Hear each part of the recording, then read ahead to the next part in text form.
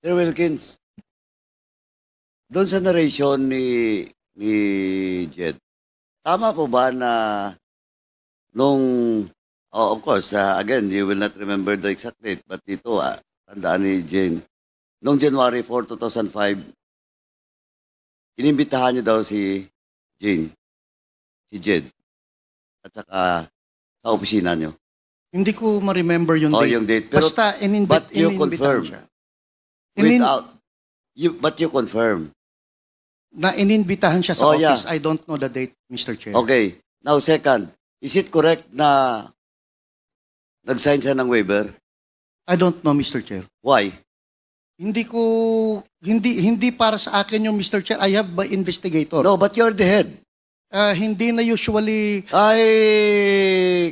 Sir Wilkins, maglulukuhan ba tayo dito? No, Mr. Chair. Kasi sa akin, Mr. Chair. Project mo yon. Yes, Mr. Chair. Ngayon, kinuha niyo yung subject, yung supposedly suspect, without a warrant.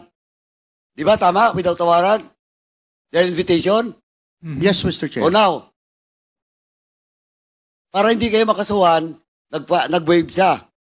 Umirma ng waiver, tama? Hindi ko alam, Mr. Chair, kung nag-waiver siya because my investigator, sila yun, Mr. Chair eh. Usually, Mr. Chair, pag head ka ng office... Mr. Wilkins, ikaw yung head of office, napakalaking project, tapos hindi mo alam, tapos hinayaan mo yung mga tao mo na papirmahin yung subject or yung suspect for a waiver? Mr. Chair, as head of office, ang in charge dyan is investigator. I delegate the job sa investigator. Anyway, Mr. Chair, may lawyer sila, Mr. Chair eh. But in that case, Mr. Wilkins, are you not liable if ever there will be a violation of the rights of because you're just at the head and there is an investigator? Ito, theoretical lang. Mr. Chair. Are you not liable? Theoretical hindi ko sinasabi na he has all the bases of his overclaim. Usually, Mr. Chair, sa... Hindi nga. At tinatanong ko, theoretical. Hypothetical. Theoretical. Are you liable or not? No, Mr. Chair. Why? Dahil hindi naman... But you are the head of the office. Yes, Mr. Chair. If illegal activity or whatever violation of law under your office, as the head of office, you are liable, especially in this case. Especially in this case, this is a very big project of your office. CSC nandito. Ito, CSC, this is not, CSC, this is not the subject. Are you a lawyer, sir? Good afternoon, Mr. Chair, and to all the other members of the This is the subject in your invitation, no? But tanongin na kita. In this case, ito, hypothetical lang. If the investigator of Wilkins violates the right of the suspect, is he not liable of any case? Mr. Chair, there are circumstances that has to be met for the principle of command responsibility to apply to the extent that the principal may be liable.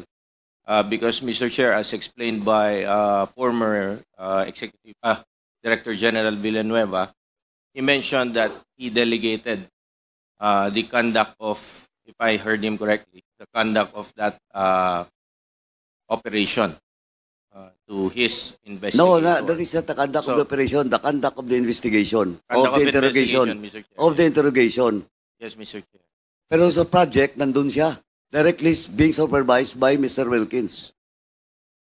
Like At inamin niya yan. Well, in fact, nagyabang pa siya dito. That is not a project of a Sheraton, that is my project. And that's in record. Now, in that case, attorney, Yes, Mr. Chair. is he liable? Again, Mr. Chair, as I mentioned nga po, there are circumstances that would qualify Corrupt for. Paduano, Ah. the indulgence na nilang attorney.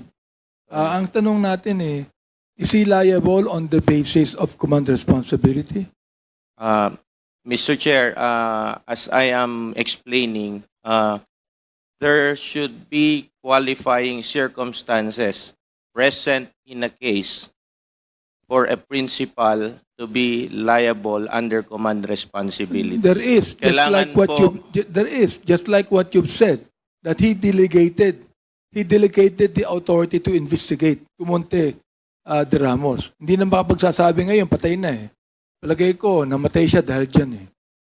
Mr. Chair, Pangalawa, walang arrest warrant. Is that a violation too?